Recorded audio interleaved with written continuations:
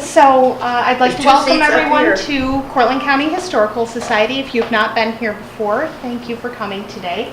We're very glad to have Jim.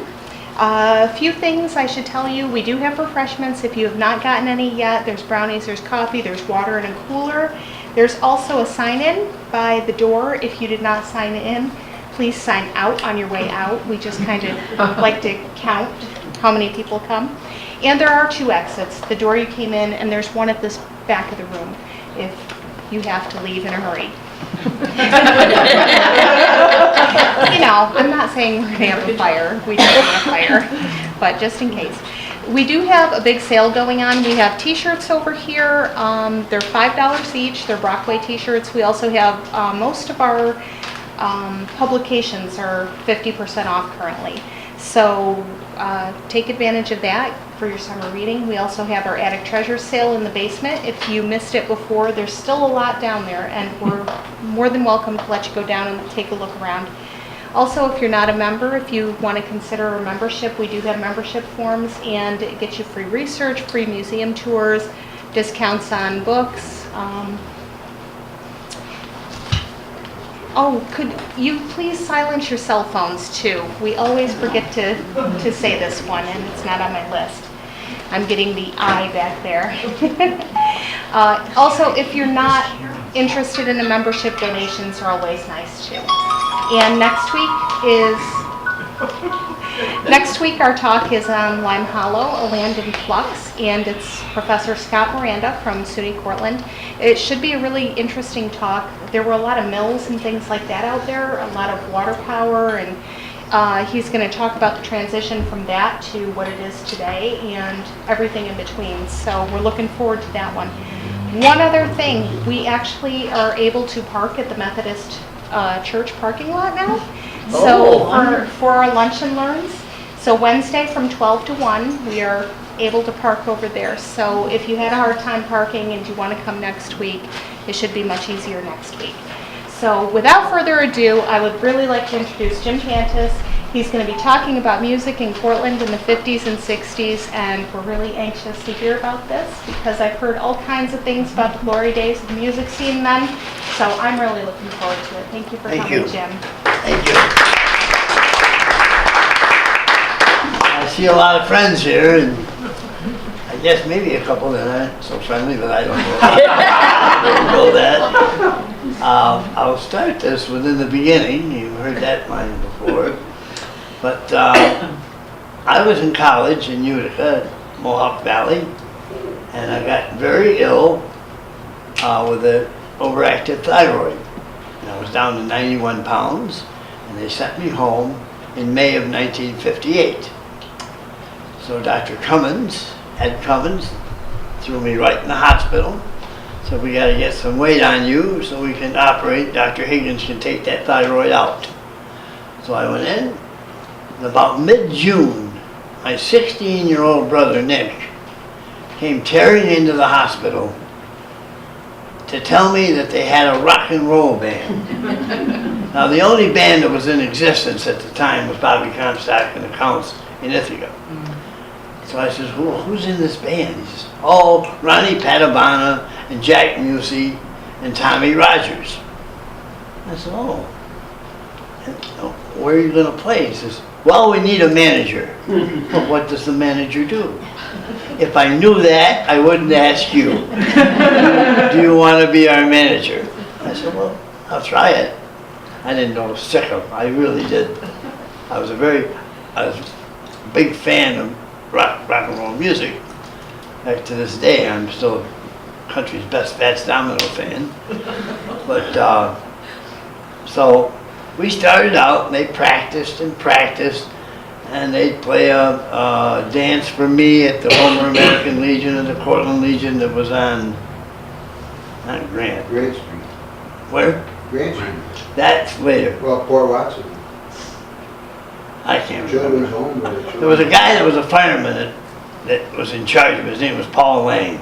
And all I had to do was pick up the phone and call him, and for 25 bucks I could have all that on that Friday night. No Saturday because they had bingo. And so we played a few dances. We charged 75 cents for a dance. and I'd give the band, if we had 200 people, I'd give them 100 and I'd keep 50 to pay the rent and for myself. So we did that for a while, and we got to, I don't think it was the summer of '58, but I think it was the summer of '59. There were some summer activities around. The most prominent at the time was over at Wattsville Park in Auburn. Now, we had 16-year-olds who could drive, but not at night. So we had to call on our friends. One of them is here. Louis Falso used to drive us over to Auburn. Right? Yeah. So there was a disc jockey over there that was on the radio. His name was Madman Morton. And Ross Morton, who later became the track announcer at Canandaigua and was there 45 years. But I'd haggle with him on the phone. They wouldn't pay you. They'd give you gas money. And that's all they'd give you. They figured they were giving you all kinds of promo on the radio. What else do you need? So we'd get 25 bucks to go over there, play a set, maybe 10, 12 songs. If you knew 10, 12 songs. And from there, my ex-wife said to me, where are they going to play and get paid other than maybe some high school jobs? And when they're old enough, maybe play in some bars. So she and I, in the summer of '59, went down to the public library and put together a list. Well, let me back it up. My soon-to-be partner was from Ithaca, and he booked all the houses at Cornell fraternity parties. So I said, well, I need some fraternities. So we go to the library and we put a list together of 700 and some odd fraternities all around the Northeast. Well, we get a mailing out. We don't get any response. We send a second mailing. I said, you know what? These guys don't know these bands from Adam. I'm going to tell them to call collect. Well, a couple of people that knew me said, you're nuts. All you're going to do is give these kids free rein on the telephone. But it worked. First call I got was from Middlebury, Vermont. And we sent a band up there by the name of Mickey Lee and the Persians. And some of the people were Mike Sewell, and Bobby Petrella, and Buddy DiStefano. Who else? That's about all I can. Oh, Gary Homer. So they went up there for 175 bucks. And they were a smash. So they came home, the phone started ringing, and we got them a bunch of parties at Middlebury and the University of Vermont in Burlington. In the meantime, Ronnie and the Red Caps at that time were doing enough around here. They had Ronnie's uncle owned Lester's Motel Restaurant, and they'd play down there, and they'd play at Domino's a little bit. Did they play at the Russian Club too? That is coming. Oh. That's where I heard them. Was Ronnie and Red Caps their first name? No. What was First name was Ronnie and the Rumblers, Okay. but I didn't like that, Okay. so I got rid of that very subtly. Joe, you don't remember Ronnie and the Rumblers, do you? No.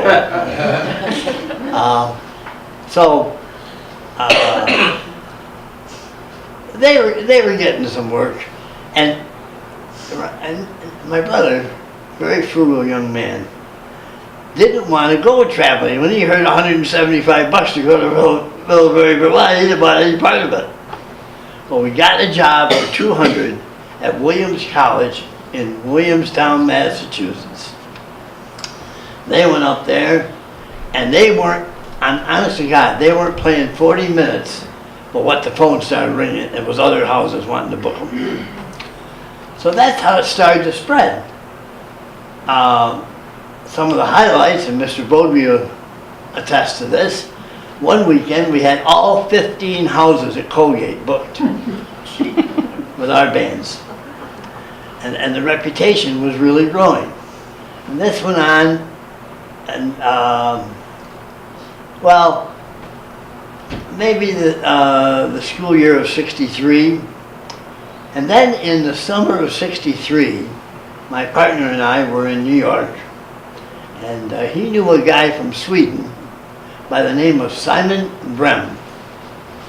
And Simon said he had a girl singer that needed a backup band for the summer to play amusement parks in Sweden. And he would pay X amount, he'd fly him over and all expenses.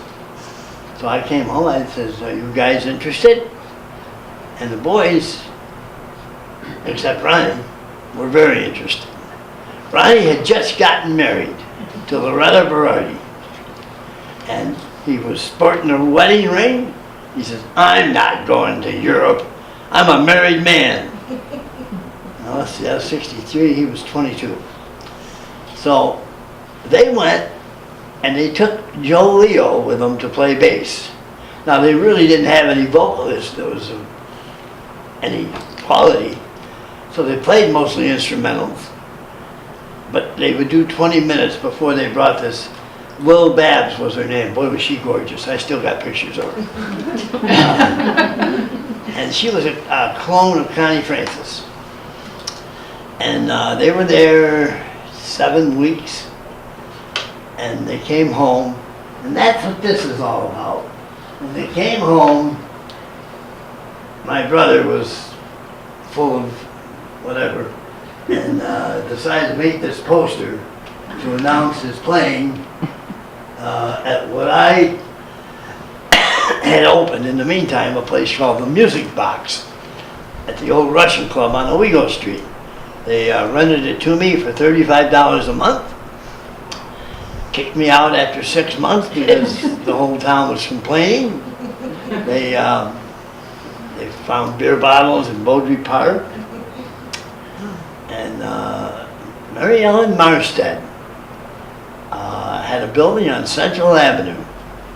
And she called her attorney, John Foley, and she said, "Tell Mr. Pantas he can have that building free for 6 months so we can get him out of the South End." So we went to Central Avenue for 6 months, and I had it open too much and it just didn't fail. I mean, the varsity was across the street, so no point to have another hangout. But we did have some interesting acts there. I think that my bands in particular honed their trade in those places. They, because in the summer of '63, 62, we were driving around the East Coast trying to find summer work that would pay. And we came to Lake George. And we auditioned in 5 different places. "No, you're too loud, you're too loud." They were not loud compared to today. And finally we got hired at the Airport Inn. Hour on, hour off with another band. So it was an 8-hour evening. Wow. And they were there for 56 days. And my brother, who was working at Corona too, said, "This is no different than a factory job." So they quit Corona. He and Dick Butoff, who had taken Jack Mussey's place, they quit Corona, decided to do this full time. They didn't require a lot of money. They really didn't have any bad habits at that time. That I know about. Correct. In fact, to be downright honest about it, they didn't have any bad habits till Ronnie left here and went to California with the guitar player from Deep Purple, and then he became a smoking machine. And I don't mean Paul Malls, but I kind of found that hard to take because he was so against it. But they lasted, well, they had an accident in 1968 coming home from Connecticut. They played a club up there Wednesday through Sunday, and their Sunday job was from 5 to 9, and they would get in the car and drive home. Now, no drinking, nothing. So they cross into Massachusetts to catch the Mass Turnpike to get to the New York Thruway. And some drunk hits him head on and kills my brother, 26 years old. And the band began to transform after that. The band began to transform. David Feinstein took his place. And he was much of a, let's say, more hard rock guitar player than what my brother had been. So and times were changing, so there was a need to make some adjustments. And they lasted till about 1972. They became the Electric Elves and Elf. And then they went on tour with Deep Purple.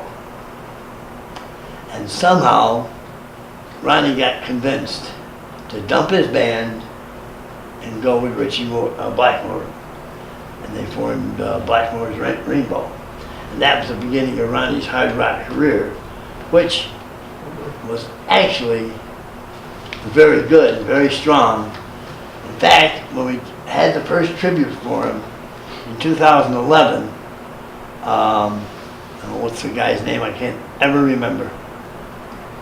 Alice Cooper. Alice Cooper was one of Ronnie's good friends, and he was going to come and MC that first tribute. 2 nights before, he calls me and says he can't come. He has a job in Japan. That's well, duty calls. He said, well, you don't understand. He said, in the States, people like Ronnie and I couldn't get 30,000 a night. Over there, we're 150 a night. Germany, Scandinavia, that hard rock lives on over there. And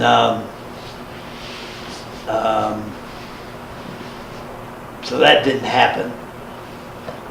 But we had the tribute. We raised $18,000, which I thought was pretty darn good. And originally we had talked about his cancer foundation, which is what he died of. And on the way into a meeting at the Hollywood of the committee, Dick Medoff, who's been a musician most of his life, stopped me. He was having a 50th class reunion meeting. He said, Jimmy, come here. He says, are you going to do a scholarship for Ronnie? He said, you were supposed to do one for Nicky and you didn't do it. I said, hey, oh, you're right. So I walked in, talked the committee into a scholarship. We contacted his ex-wife manager in California, and she said, no, you can't do that. The money's for the foundation. Well, we don't even have to have an event, if that's the case.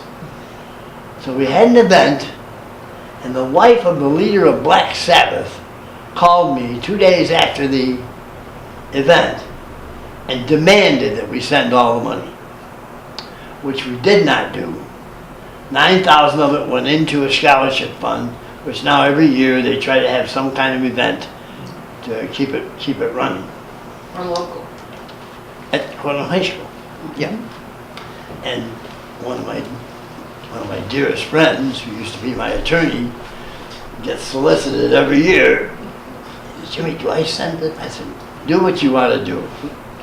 But it's going, and I'm really glad that Medoff stopped me because I hadn't even thought about it. Some of the other group, excuse What me. about Little York? You missed a little Well, piece, or is that not important? No, I can go back to it because it involves other things. Okay. I really want to mention some of the groups that made achievements that people may not know about. The closest I came to having a hit record was in 1963. A very good young performer by the name of Carl Falso. They called him Cal D. Yeah. He had a mother who was a British war bride. Married his father Tony, and he was in the service. And she died of breast cancer that spring of '63. He was absolutely devastated. Couldn't get him to go practice, nothing. Fortunately, there was a guy in the group that wasn't much of a musician. But boy, was he a hustler. His name was Bobby Nossoff. And Slosh comes to me. He said, how are we going to get Carl out of this funk? I said, you know, Bob, you like to take a chance on writing? He's a good writer. Why don't you get him to write something? Well, it wasn't 4 days. They showed up at my little record shop where King Sub eventually was. And he says, Jim, we got what we think is not a bad song. So they played the song, and it was called Mind Your Mama. Well, in those days, Mohawk Airlines out of Utica ran a program where if you got on a plane Monday morning, you could fly all week till Friday afternoon for 75 bucks. I took the record, got on the plane, I went to 32 cities in the 4.5 days. I got 80 some odd stations on the record. We thought we were on our way. I come home, I go to the tavern next door to have lunch with Skip Boyce, and at 10 minutes to 1, Walter Cronkite comes on to tell us that the president's been shot. And the radio stations went off popular music for 4 days. We lost the record. Because they don't come back. There's always somebody next week that's got something they want. And so that's the closest I came to that. My next, I guess, plus situation, a band came to me from Skinny Atlas by the name of Free Will.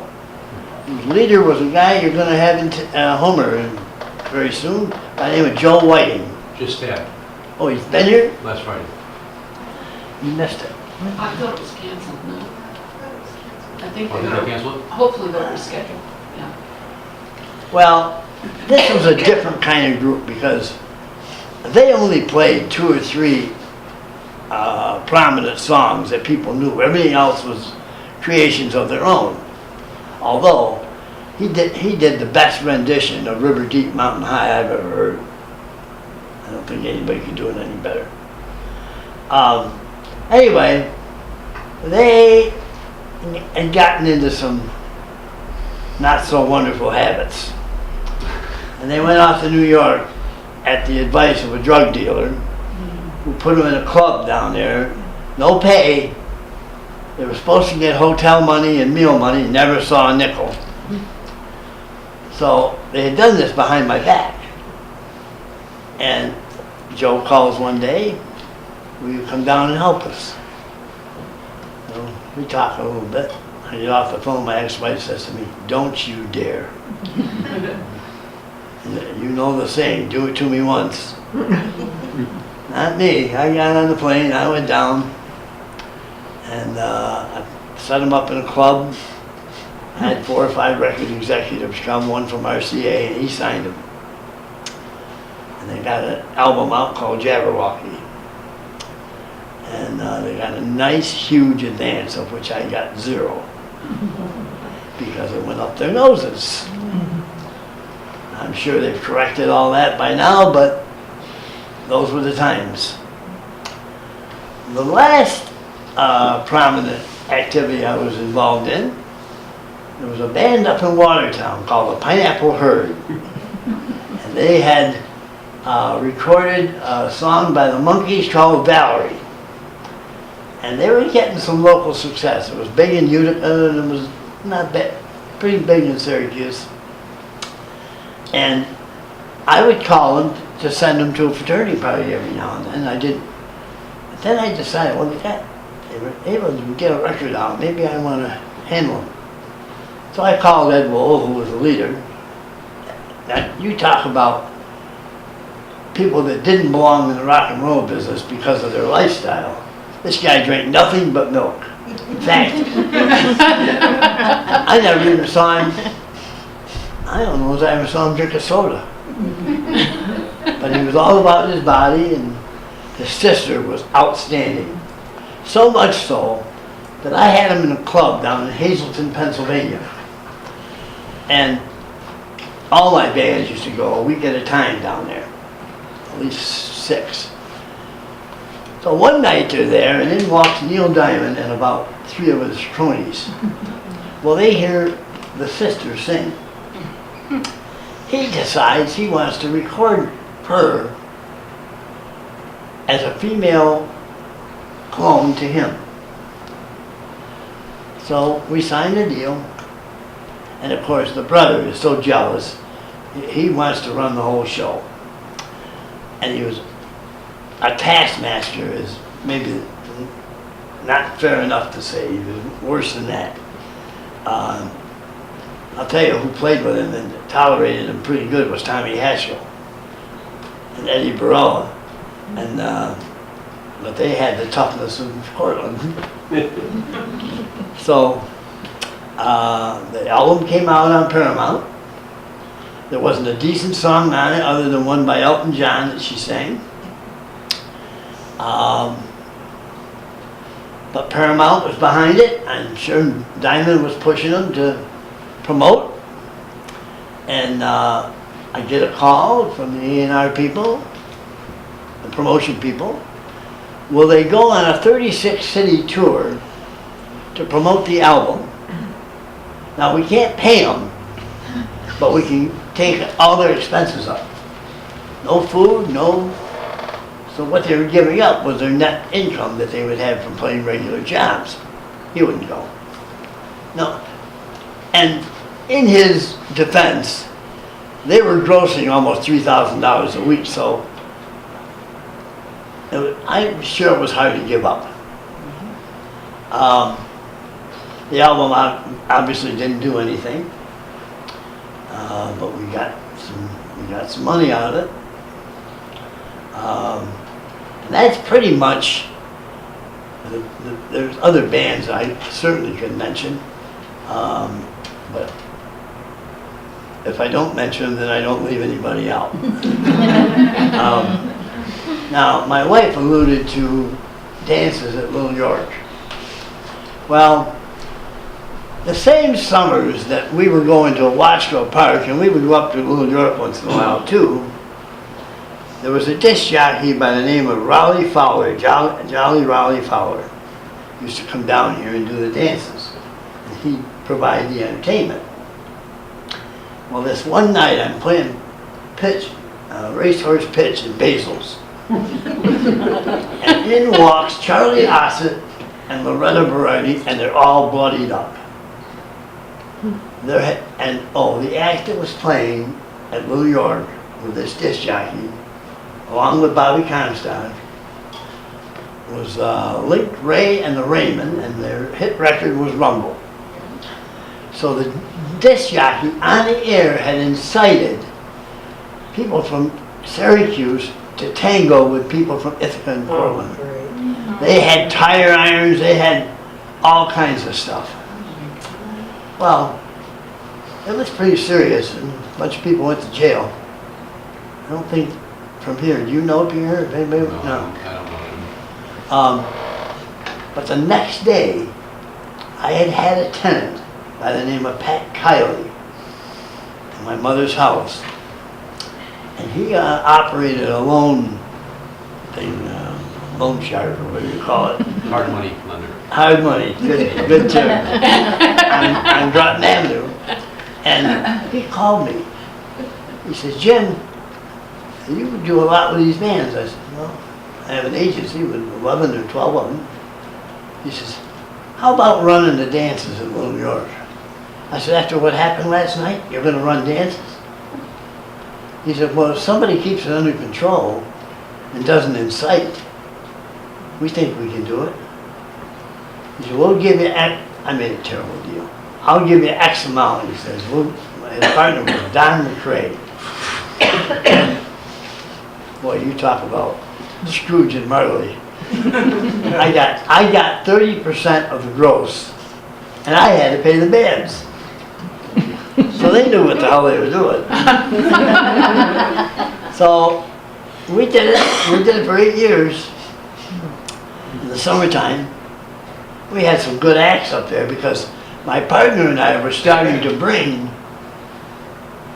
recording acts into the area where we'd find 3 locations, so we'd get 3 plays out of them and maybe get the price knocked down pretty good. There was a Fayetteville Inn, there was Little York, and there was a place in the junior high school, Boynton in Ithaca.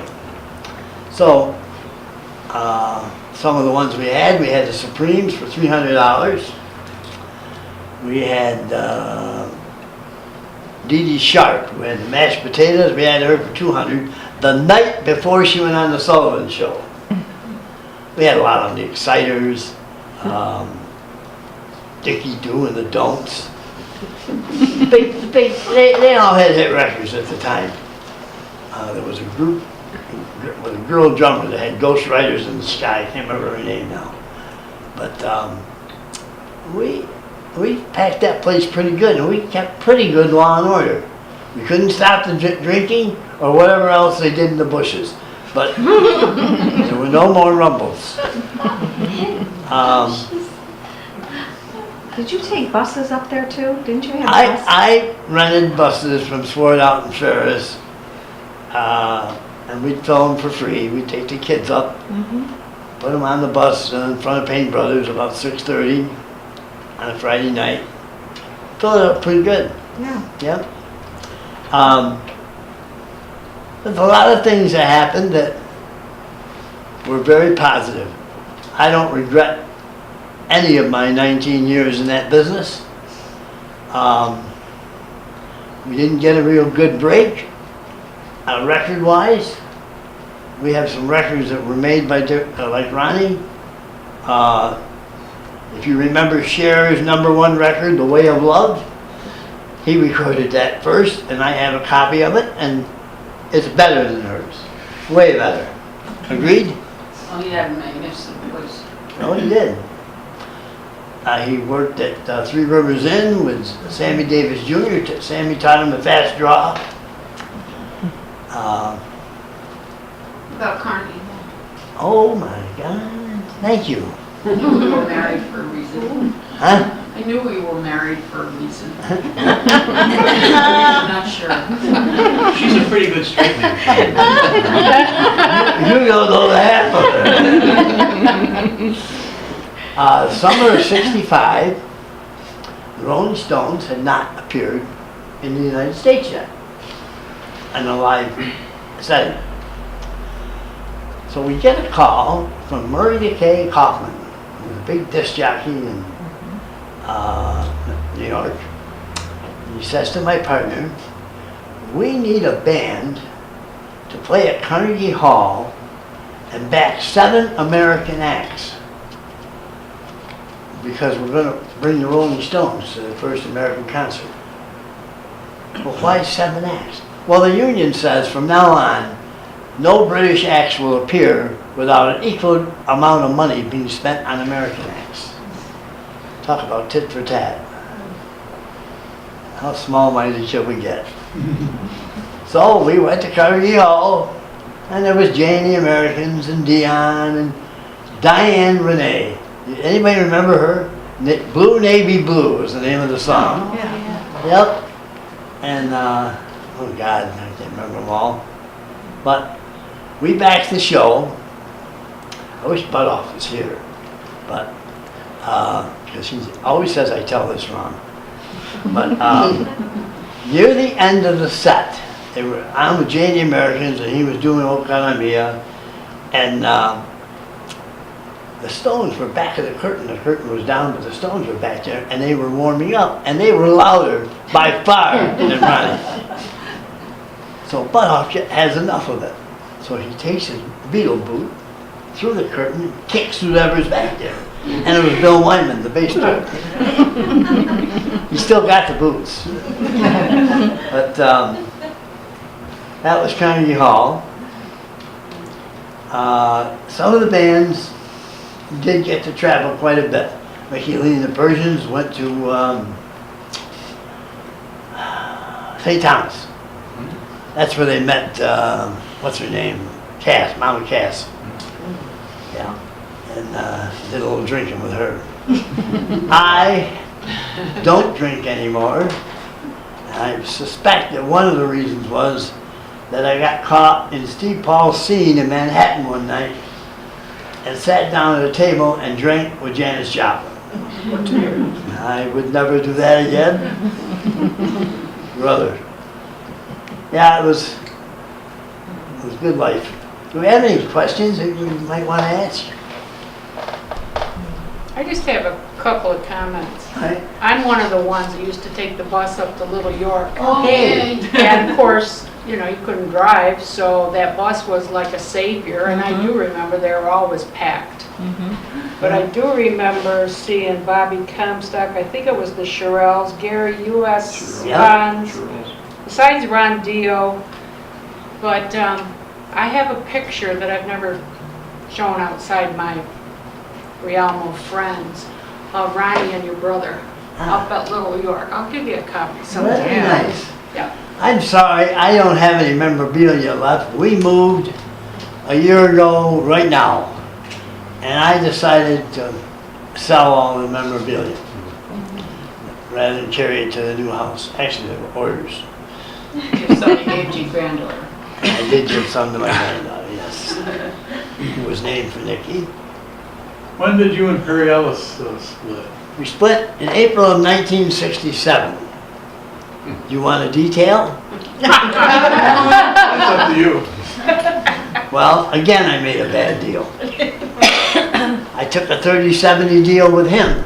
He convinced me that because he had the 55 houses at Cornell locked up, and he had, at that particular time in '64, a couple of his bands were stronger than any of mine. So that's the deal I took. The bad thing about it is that I was too stupid to ever get an accounting from him. So we were going to New York every Tuesday for recordings, for meetings with agencies, and I was paying half the expenses. Now, that doesn't mean a lot because he wouldn't pay for anybody to do anything. He made Charlie Starr, a blind fella, sleep on the floor in the hotel rather than get him a room. Is he still alive? Is Perry Ellis still alive? Perry Ellis, no. Just recently. Just died. 5 years. Yeah. We had a real falling out because I took what I thought was a fair share back to Cortland, and I did very well. I did extremely well in '68, '69, '70. Joe was in some of the bands, had more fun than probably money he made. Yeah. As a high schooler. As a high schooler. Yeah, I I was know. a high school kid. He was a high school kid playing. Well, everybody was a high school kid. Right. We still are. I mean, when we started, and my brother and Ronnie were both on the baseball team, Jack Hannon had a fit because they stopped playing ball, and then everybody was at McNeil's getting a guitar, and nobody would play baseball or basketball. No, they weren't any good anyway. I have one anecdote about my brother that I think has some interest. As a 14-year-old freshman, he was on the baseball team, and he was a left-handed pitcher, and he was slower than slow, did not own a fastball, threw a pretty good natural curve. Well, this one day, a team from Elmira came to Cortland. And I don't know if you know the makeup of the baseball field at Meldrum Field, but home plate is near Huntington Street, and you go across the football field, there's bleachers, and then Randall Street.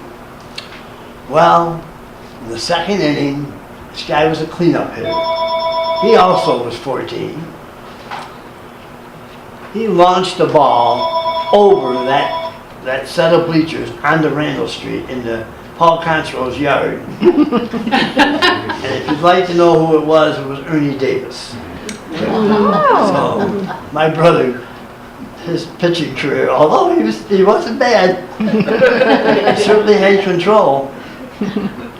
Jimmy, when we used to go to block dances and the CYO and the fairgrounds, were you booking those bands into those? Yeah. You were doing all that booking? Yeah.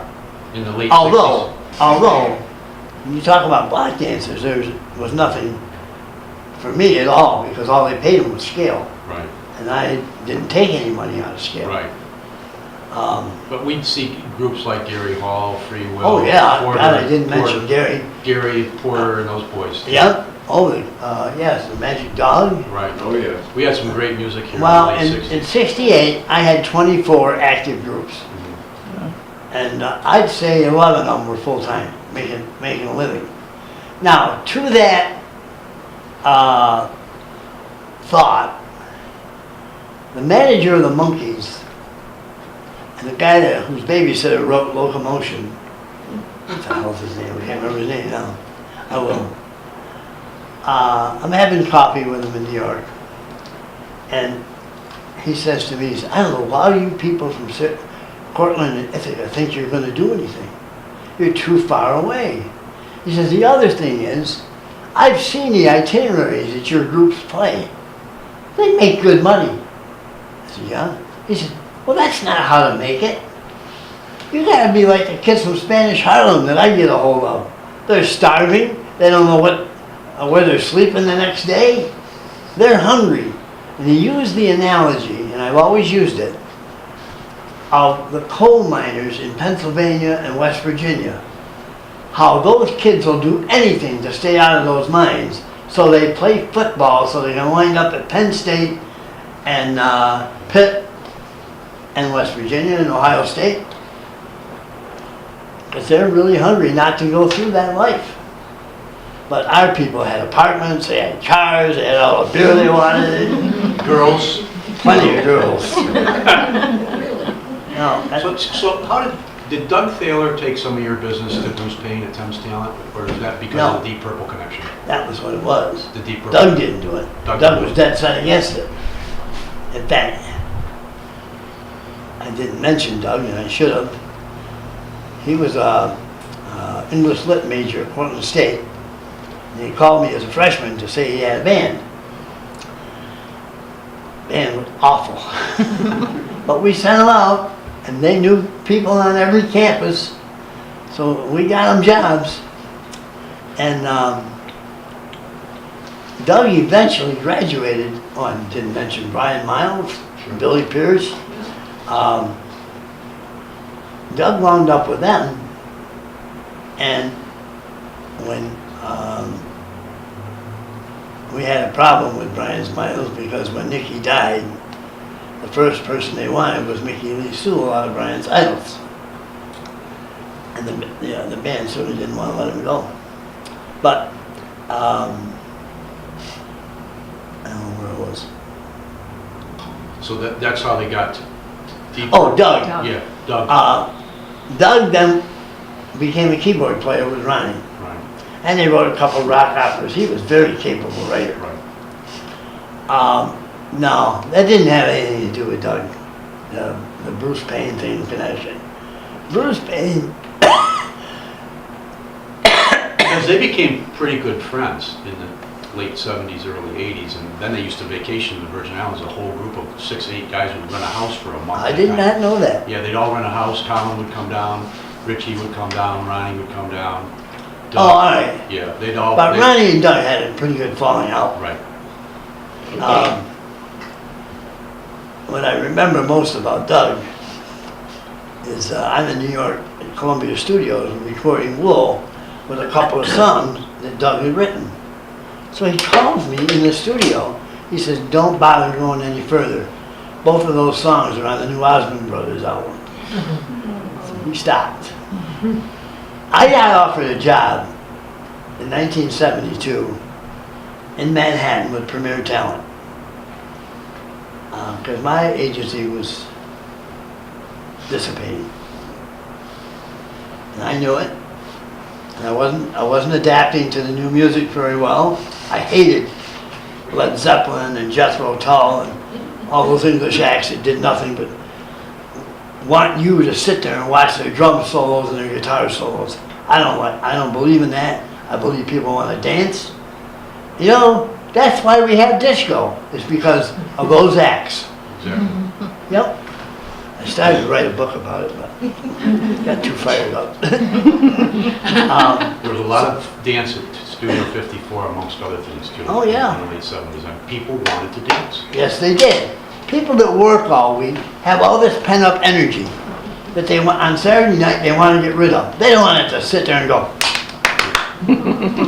because you're a stud. I mean, come on.